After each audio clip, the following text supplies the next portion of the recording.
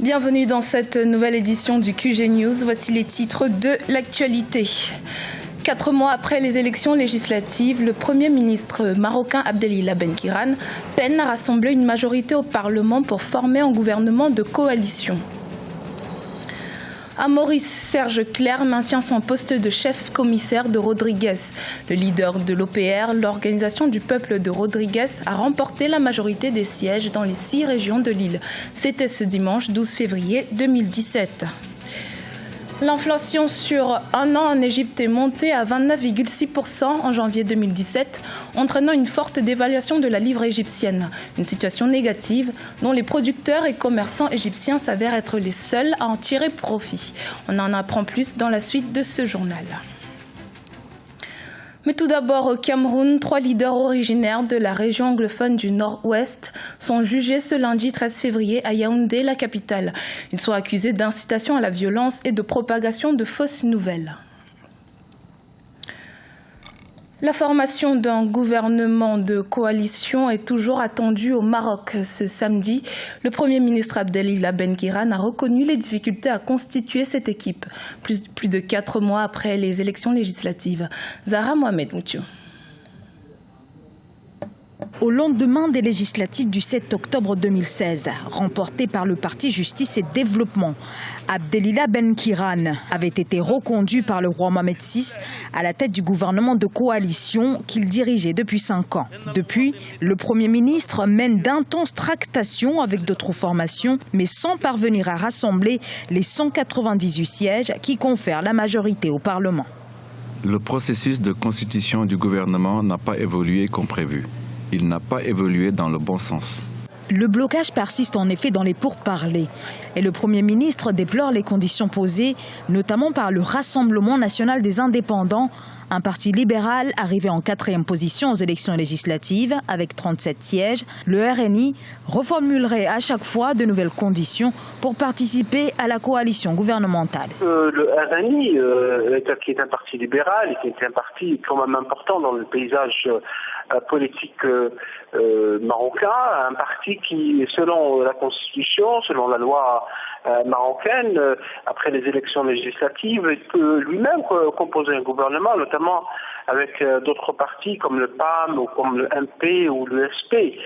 Mais il n'a pas le parti majoritaire avec lui, c'est-à-dire le PJD d'Abdelilah Benkiran. C'est un parti donc qui pense que, puisqu'il est presque devenu incontournable pour la constitution du gouvernement, ça tarde depuis octobre 2016, il voudrait imposer ses choix, notamment en matière de choix des ministres, de choix d'orientation politique, d'orientation économique. Comment le RNI, avec les 37 sièges au Parlement, comment il va négocier? Est-ce qu'il va continuer à discuter avec le PJD, avec ses propres conditions? Est-ce qu'il va faire des concessions? Est-ce qu'il va être amené à constituer un autre gouvernement avec les autres partis et en rassemblant donc le nombre de sièges, puisque avec les autres partis, il peut constituer jusqu'à 200 sièges au Parlement, donc de la possibilité de créer un gouvernement, probablement que le roi Mohamed VI va trancher en dernier recours. Le secrétaire général du parti Justice et Développement, Abdelilah Benkiran, indique vouloir poursuivre les consultations, notamment avec Aziz Aranouch, président du RNI. Et pour faire avancer les négociations, le PJD se dit prêt à renoncer à la présidence du futur gouvernement. C'est la 3e victoire de l'OPR après celle de 2002 et 2012. Serge Clerc maintient son poste de chef commissaire de Rodrigues. L'Organisation du peuple de Rodrigues, dont il est le leader et fondateur, a remporté la majorité des sièges dans les 6 régions de l'île ce dimanche 12 février. Idelette Mirabel-Bisson. À Maurice, Serge Clerc maintient son poste de chef-commissaire de Rodrigues. La décision vient de la majorité des Rodriguais qui ont voté dimanche 12 février 2017. En clair, l'Organisation du peuple de Rodrigues, OPR, dont il est le leader et le fondateur, a remporté la majorité des sièges dans les 6 régions de l'île Rodrigue. Pour Serge Clerc, cette nouvelle victoire est une leçon politique. Là, je félicite le Rodrigues qui a su comprendre, qui a su réfléchir leur avenir. Leur avenir, c'est quoi? Que sera Rodrigue dans 10 ans, 20 ans, 50 ans? C'est la troisième victoire de l'Organisation du peuple de Rodrigue après celle de 2002 et 2012.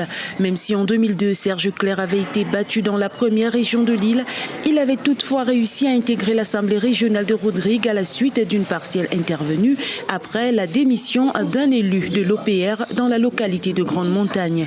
Selon la commission électorale, le taux de participation à ces élections régionales de 2017 est de 80,18%. En termes de votants, nous faisons une progression de presque 500 votants en plus.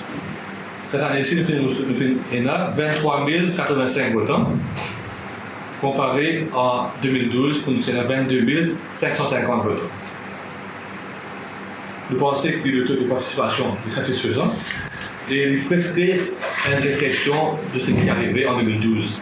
En dépit de la défaite de l'OPR en 2006, le leader emblématique de l'Organisation du peuple de Rodrigue a repris son siège de chef commissaire après les élections de 2012. Il restera en poste jusqu'en 2022. La dépréciation de la livre égyptienne et l'introduction de la taxe sur la valeur ajoutée ont accentué le niveau d'inflation en Égypte, un mal qui s'avère bénéfique pour les producteurs et commerçants égyptiens. En effet, confrontés à une baisse de leur pouvoir d'achat, les consommateurs se tournent vers les produits locaux. Oumou Kalsoumba.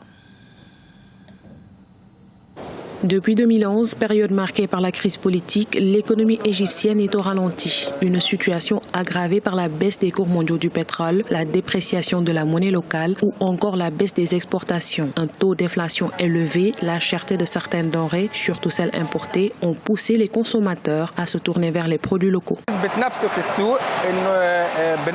Le malheur des uns fait le bonheur des autres. Aujourd'hui, les produits égyptiens sont très prisés au détriment de ceux importés. Avec la dépréciation de la livre, il est devenu difficile, par exemple, pour les importateurs de chocolat de vendre à cause de la hausse de la TVA. Face à cette situation, les consommateurs ont été contraints de se tourner vers les produits locaux qui jouissent de la même qualité que ceux importés. Selon le ministère du Commerce, l'Égypte importe plus de 50% des denrées de première nécessité. Le taux d'inflation annuel est estimé à 16,4% par an, ce qui a un impact négatif sur le pouvoir d'achat des Égyptiens. Aujourd'hui, le Conseil suprême des investissements a approuvé une batterie de mesures favorables aux entreprises nationales dans le but de stimuler les investissements et de promouvoir le consommé local. Il s'agit entre autres du prolongement des impôts sur les plus-values des actions en bourse ou encore l'introduction d'exemptions fiscales pour les producteurs locaux. Notre activité se porte bien. Notre chiffre d'affaires est de 25 à 35% depuis que l'État a pris certaines mesures. Il reste encore des produits importés sur les marchés. Nous prévoyons que notre chiffre d'affaires atteindra une hausse de 80 voire 100% à la fin de l'année. L'Égypte vise une croissance de 5% pour l'exercice fiscal 2017-2018. Le gouvernement espère réduire le déficit budgétaire et baisser le taux de chômage à 11% d'ici 2018 contre 12,6% au deuxième trimestre de l'année 2016. Focus maintenant sur les entreprises funèbres en République démocratique du Congo. De plus en plus rentables à Kinshasa, nombreux sont les habitants de la capitale qui ont décidé de se lancer dans ce business. Plusieurs salles de fête se sont transformées en salles funèbres, dont le coût de location varie entre 800 et 2000 $, voire plus. Reportage de notre correspondant Jacques Amboka. Les structures sont au cœur des activités funèbres à Kinshasa, des fabricants de cercueils à ceux des pierres tombales, en passant par les propriétaires des salles d'exposition où les obsèques sont organisées, le tout constituant une chaîne qui exige plus de moyens pour enterrer avec dignité les siens. Les activités funèbres sont de plus en plus rentables dans la capitale et dans les grandes villes du pays. Conséquence, beaucoup de Kinois se lancent dans l'affaire. Le taux de mortalité élevé justifie donc l'intérêt des Kinois dans les entreprises funèbres. Vous avez votre entreprise de funérailles et que votre voisin voit que vous gagnez bien. Lui, il a son fils en Europe. Qu'est-ce qu'il fait? Il demande à son fils de l'envoyer aussi un corbillard et il se lance dans l'affaire. Et comme les clients ne manquent pas, nos clients, ce sont les morts, les gens qui sont décédés, et leurs frères viennent voir. De nombreuses salles des fêtes à Kinshasa sont transformées en salles des obsèques. Les administrations communales de la ville mettent à la disposition des familles des espaces publics, ceci à moindre coût comparé aux salles pour lesquelles il faut débourser 800 à 2000 $, voire plus. Au-delà des obsèques, certains assurent aussi une dernière demeure beaucoup plus confortable, ce qui fait bien entendu l'affaire des fabricants de pierres tombales.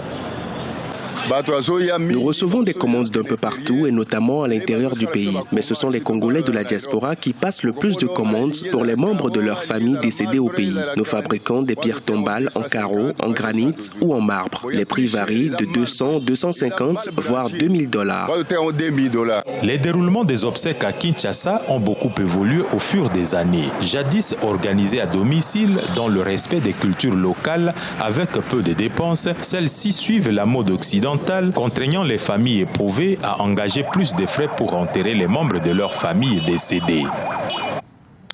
Ce journal a été réalisé par l'ensemble de la rédaction. Merci de votre fidélité.